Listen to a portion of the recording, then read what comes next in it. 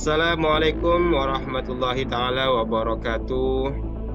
Jumpa lagi bersama saya Bapak Rofiq Guru, UPT DSDN Tambahan 3, Kecamatan Camplong, Kabupaten Sampang, Madura. Pada kesempatan kali ini saya akan menyampaikan bagaimana caranya mengisi LK 3.1 ya di LMS. Kalau tidak salah itu 99D. Dalam menyusun cerita praktik baik ini, yaitu dengan menggunakan metode STAR terkait pengalaman mengatasi permasalahan siswa dalam pembelajaran.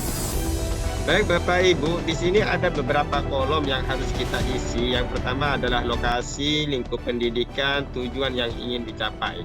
Nah, dalam pengisian lingkup pendidikan, di sini saya isi Dinas Pendidikan Kabupaten Sampang. Adapun tujuan yang ingin dicapai, meningkatkan motivasi dan hasil belajar peserta didik. Nah, ini harus jelas ya, jangan sekiranya di sini dalam artinya nanti itu cakupannya luas, sehingga harus fokus ya. Di antaranya saya kasih di sini untuk memperjelas meningkatkan motivasi dan hasil belajar peserta didik materi sistem alat pernafasan pada manusia tema 2. Jadi jelas, jadi cakupannya tidak luas ini, fokus pada beberapa kegiatan saja. Adapun penulis itu saya sendiri, tanggal pelaksanaan yaitu tanggal 22 bulan 9 2002. Nah, pada kolom berikutnya yaitu tentang situasi kondisi yang menjadi latar belakang masalah ya Bapak Ibu ya. Mengapa praktik ini penting untuk dibagikan? Apa yang menjadi peran dan tanggung jawab Anda dalam praktik ini? Nah, di sini kita isi. Dalam pengisian ini tentunya kita mengacu permasalahan yang pernah kita hadapi sebelumnya ya. Di sini saya isi kondisi yang menjadi latar belakang masalah. Pertama, Bapak Ibu ya, peserta didik tidak aktif dalam proses pembelajaran serta peserta didik kurang semangat dalam mengikuti kegiatan pembelajaran. Yang kedua, peserta didik tidak berani bertanya pada saat proses pembelajaran. Yang ketiga, pembelajaran hanya berpusat pada guru sebagai sumber belajar atau monoton. Nah, kondisi ini disebabkan oleh guru pada saat mengajar tidak menggunakan media dan metode pembelajaran yang dilakukan cenderung monoton, lebih banyak ceramah. Praktek ini penting dibagikan karena banyak teman-teman guru yang tentunya permasalahannya sama dengan yang saya hadapi saat ini, sehingga praktek ini selain diharapkan dapat memotivasi diri saya sendiri, juga diharapkan bisa menjadi referensi bagi rekan-rekan guru untuk meningkatkan motivasi diri serta untuk meningkatkan hasil belajar peserta didik. Peran guru dalam proses pembelajaran di sini sebagai fasilitator dan sebagai guru mempunyai tanggung jawab untuk melakukan proses pembelajaran secara efektif dengan menggunakan model pembelajaran yang tepat dan inovatif, sehingga tujuan pembelajaran dan hasil belajar siswa dapat tercapai dengan baik. Baik Bapak Ibu, kita lanjut pada kolom berikutnya yaitu mengenai masalah tantangan. Apa saja sih yang menjadi tantangan untuk mencapai tujuan tersebut? Siapa yang terlibat? Nah, dalam tantangan ini sesuai dengan apa yang Bapak Ibu hadapi. Ya, lain lingkungan tentunya beda tantangannya.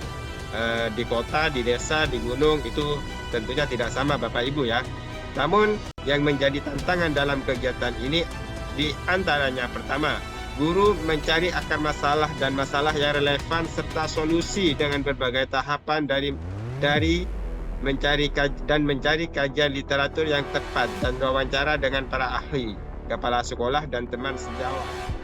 Yang kedua, berusaha semaksimal mungkin dalam penguasaan IT sebagai media pembelajaran untuk meningkatkan profesionalisme guru ya.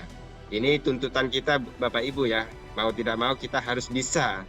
Bagaimana caranya kita bisa menguasai IT walaupun medianya terbatas. Yang ketiga, membuat pembelajaran semenarik mungkin agar siswa tidak bosan dan ingin keingintahuan yang tinggi dalam diri siswa sehingga pembelajaran tidak lagi bersifat monoton. Yang keempat, mengatasi kebisingan dari luar kelas saat pembuatan video pembelajaran berlangsung dengan pemanfaatan IT. Nah, pada kolom berikutnya yaitu tentang masalah aksi. Dalam aksi ini, langkah-langkah apa yang dilakukan untuk menghadapi tantangan tersebut atau strategi apa yang digunakan atau bagaimana prosesnya, siapa saja yang terlibat, atau apa saja sumber daya atau materi yang diperlukan untuk melaksanakan strategi ini. Nah, dalam kolom berikutnya saya isi langkah-langkah yang saya lakukan. Pertama yaitu berkoordinasi dengan kepala sekolah, guru senior, dan teman sejawat terkait permasalahan yang saya hadapi dan rancangan strategi yang akan saya gunakan. Selanjutnya, mengaplikasikan strategi tersebut ke dalam pembelajaran di kelas. Strategi yang digunakan adalah menggunakan model pembelajaran Project Based Learning, ya, atau PJBL.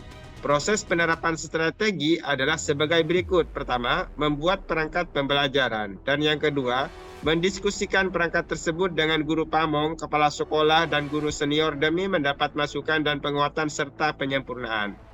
Yang ketiga, mengaplikasikan strategi yang sudah disiapkan dalam pembelajaran atau melaksanakan aksi pembelajaran. Dan yang keempat, memberikan link tutorial cara membuat alat sederhana sistem pernafasan pada manusia pada siswa. Yang kelima, siswa mengakses link tutorial cara membuat alat sederhana sistem pernafasan pada manusia di laptop yang sudah saya siapkan di masing-masing kelompok. Pihak-pihak yang terlibat adalah guru pamong, kepala sekolah, guru senior, teman sejawat, dan tentunya peserta didik. Sumber daya yang diperlukan untuk menjalankan aksi pembelajaran adalah sebagai berikut. Di antaranya, 1. Perangkat pembelajaran, RPP, bahan ajar, media, pembelajaran, LKPD, dan instrumen penilaian. Dan yang kedua, akses internet. Yang ketiga, 1 set proyektor, dan yang keempat laptop, 5 Android, 6 Mac wireless, 7 aplikasi OBS, 8 Irion, dan 9 format factory, 10 aplikasi edit video, ya, Filmora. Di sini kita lanjut Bapak Ibu ya. Semua aplikasi ini adalah dari urutan nomor 4 ini sampai 10 ini adalah media yang saya gunakan dalam pembuatan video. Kita lanjut pada kolom berikutnya yaitu tentang refleksi hasil dan dampak. Bagaimana dampak dari aksi dari langkah-langkah yang dilakukan? Apakah hasilnya efektif atau tidak efektif? Mengapa? Bagaimana respon orang lain terkait dengan strategi yang dilakukan? Apa yang menjadi faktor keberhasilan atau ketidakkeberhasilan dari strategi yang dilakukan? Apa pembelajaran dari keseluruhan proses tersebut? Nah, Bapak Ibu, di sini saya isi pada kolom berikutnya mengenai masalah refleksi hasil dan dampak dari aksi dan strategi yang saya lakukan. Pertama, dampak dari penggunaan media berbasis TPACK yang diimplementasikan dalam bentuk gambar dan video pembelajaran yang ditayangkan berbantukan PowerPoint dapat membuat peserta didik lebih semangat dan tidak mudah bosan dalam mengikuti proses pembelajaran. Dan dari hasil evaluasi tersebut diperoleh hasil peserta didik yang mendapatkan nilai di atas KKM. Yang kedua, dengan menggunakan Mac wireless bisa mengurangi suara-suara bising dari luar ruangan ke rekod dalam pembuatan video. Yang ketiga, penggunaan model pembelajaran Project Based Learning membuat peserta didik lebih termotivasi untuk belajar dibandingkan dengan menggunakan metode konvensional yang selama ini sering digunakan. Hal ini terlihat dari indikator keaktifan peserta didik yang meningkat dibandingkan dengan sebelum menggunakan model PJBL. Dalam proses pembelajaran berlangsung dengan menggunakan strategi tersebut, respon dari lingkungan sekitar yaitu dari peserta didik, teman sejawat, kepala sekolah, dan guru pamong memberikan respon positif, diantaranya sebagai berikut. Pertama, dari peserta didik, mereka merasa senang dengan proses pembelajaran karena mereka dapat terlibat langsung dan kegiatannya menarik menurut mereka. Yang kedua, dari teman sejawat dan kepala sekolah, secara keseluruhan sudah dapat mengkondisikan kelas dan terarah. Peserta didik dapat terlibat aktif dan kegiatannya menyenangkan. Sehingga di sini masih kurang ini Bapak Ibu ya. Di sini ada produk ini ya, karya anak. Yang ketiga, menurut Guru Pamong, peserta didik interaktif dalam pembelajaran. Faktor keberhasilan pembelajaran ini sangat ditentukan oleh penguasaan guru terhadap model pembelajaran, media pembelajaran, dan langkah-langkah pelaksanaan rencana pembelajaran yang telah dibuat. Pembelajaran yang bisa diambil dari proses dan kegiatan yang sudah dilakukan guru tentunya dapat menjadikan guru lebih kreatif dan inovatif dalam memilih dan mengembangkan model-model pembelajaran, sehingga tujuan pembelajaran dapat tercapai dengan baik. Demikian hasil refleksi tentang kegiatan pengisian LK 3.1 tentang praktik baik dalam melaksanakan kegiatan aksi 2. Kurang lebihnya mohon maaf, semoga apa yang saya bagikan ini bermanfaat bagi Bapak Ibu semuanya. Saya akhiri. Wassalamualaikum warahmatullahi taala wabarakatuh.